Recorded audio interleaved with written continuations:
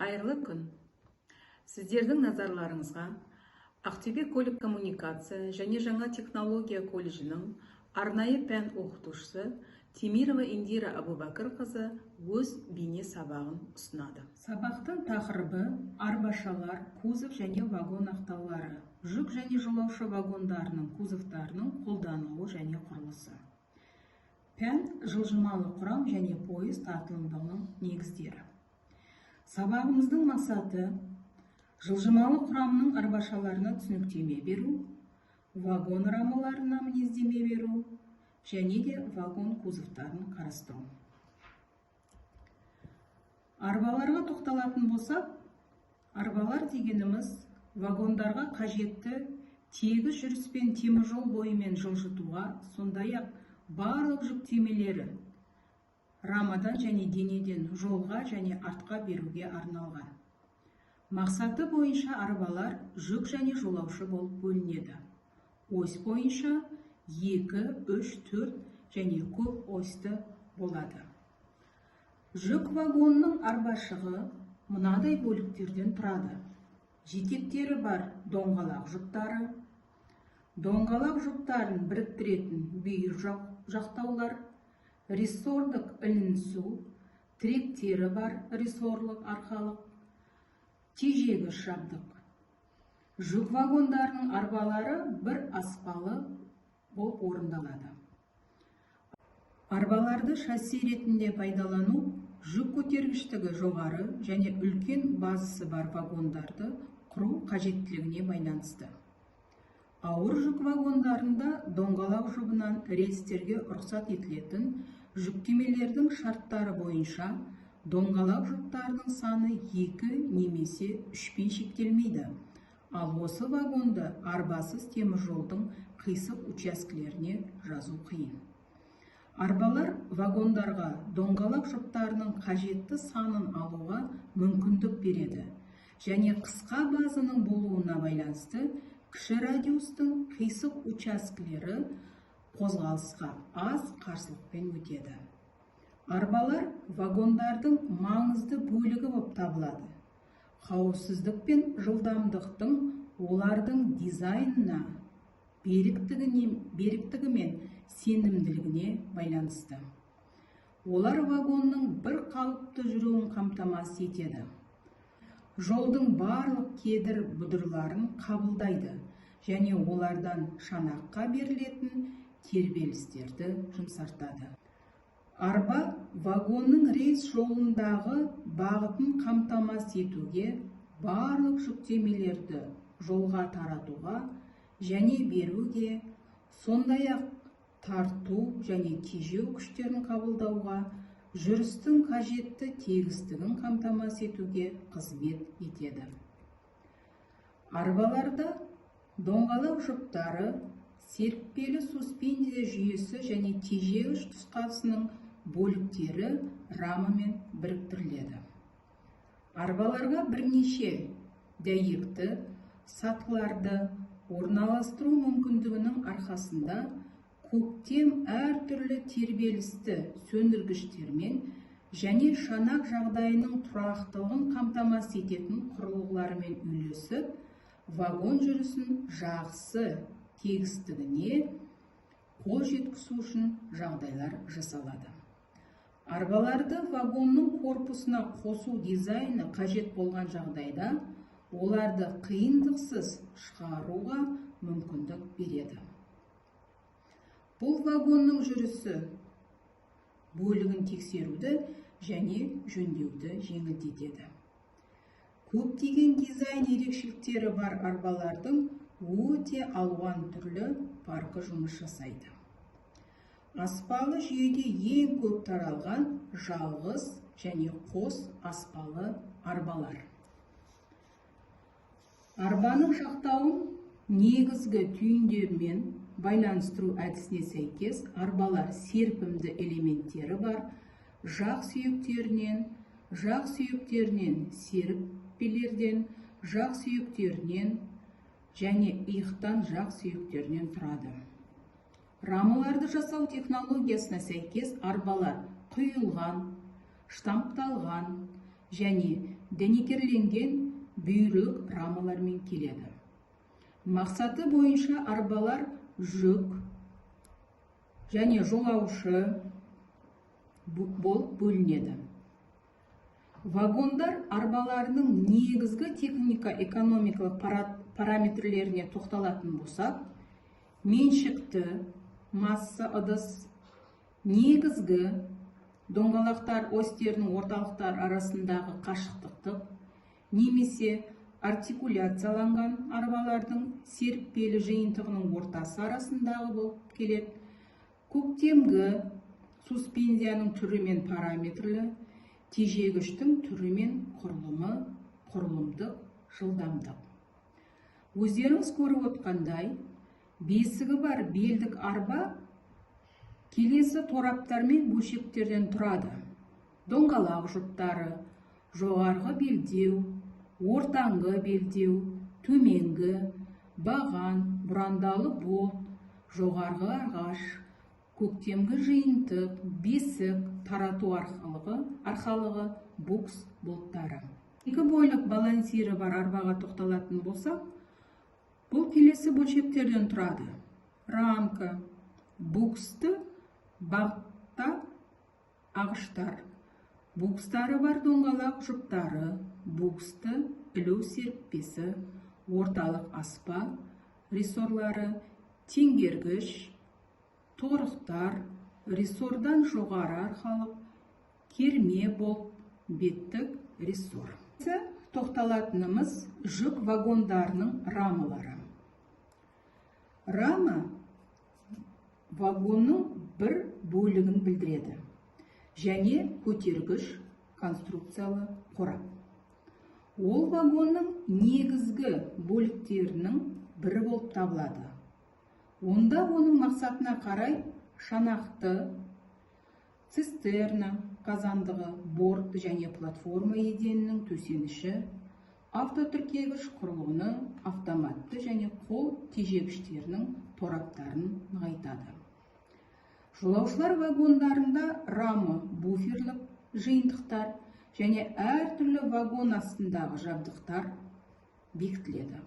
Осылайша вагонның барлық негізгі түйіндері рамкаға орналастырылады. Вагонның жақтауы жүк пен дененің салмағынан жүктемелерді тарту және соққы күштерін, сондай-ақ вагонның қозғалысы кезінде пайда болатын динамикалық жүктемелерді қабылдайды. Ол бір-бірімен қатаң байланысқан бойлық және көлденең сәулелер жүйесінен тұрады. Рамка жүріс бөліктеріне сүйенеді.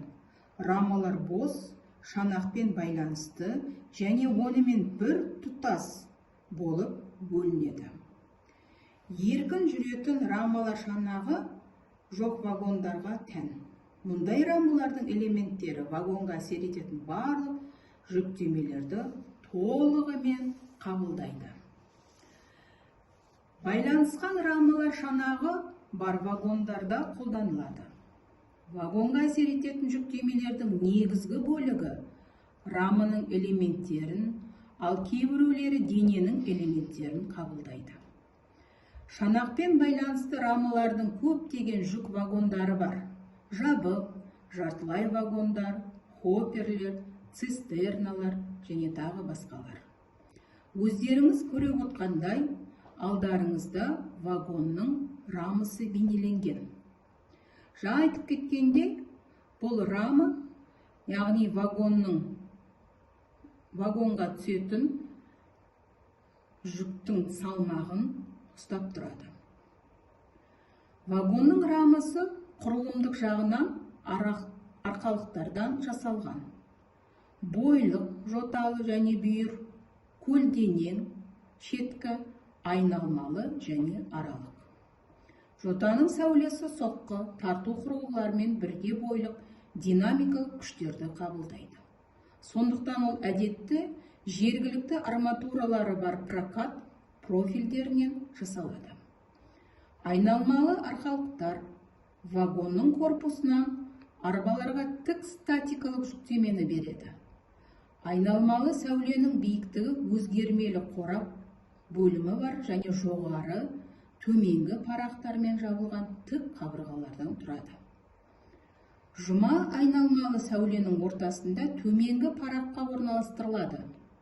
Ол тірек жүктемесін арбаның үстіңгі тақтайына беру үшін қызмет етеді. Дененің әртүрлі күштердің әсерінен еңкеу жағдайында қосымша тірек айналмалы сәуленің төменгі парағында орналасқан. Вагон рамасының шеткі аралықтарында ағытпалы жетектері бар. Тарту аспаптары, соққы, вагон қарастырушыларға арналған тұтқалар, ал жолаушылар вагондарына буферлік жиынтықтар орналастырады.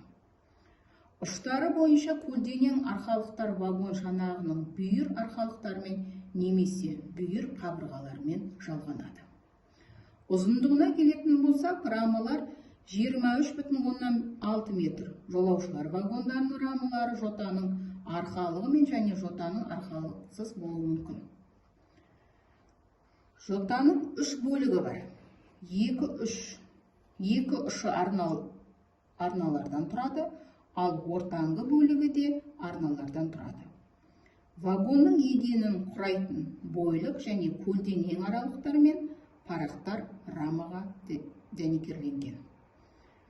Жоталы арқалықсыз жолаушылар вагонның рамасына бойлық күштерді дененің бүйір қабырғаларына беруге арналған қуатты бүйірлік бойлық арқалықтары бар. Вагонның бір бөлігі ол вагонның шанағы. Кузов деп атаймыз ғой. Вагонның шанағы жолаушылар мен жүктерді орналастыруға арналған вагонның негізгі бөлігі. Вагон шанағының негізгі соққы, тарту аспаптары, тежегіш, сондай-ақ қосалқы жабдық орналасқан рама. Рама тірек қимыл аппараттары арқылы шассиға сүйенеді. Вагонға әсер ететін күштерді қабылдайды. Сондықтан ол қажетті күшке ие болу қажет. Раманың негізгі элементтері жоталы, бүйірлік, айналмалы, соңғы, бойлық және көлденең арқалықтар. Жабық вагонына тоқталатын болсақ, жабық вагонның негізгі элементтері рамадан бүйір және шеткі қабырғалар мен шатырдың қаңқасы, сондай-ақ болат табақтардан немесе иілген профильден жасалған қаптама болып табылады.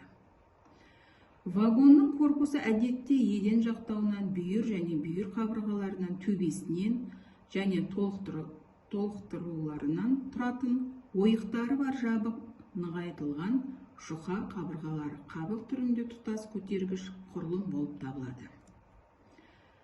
Жүк вагондарының кузовтарының жабдықтарына жүкті тиеу мен түсірудің ыңғайлығын, тасымалдау кезінде оның сақталуын, тасымалдау кезінде ығысудан бекітуді қамтамасыз ететін құрылғылар.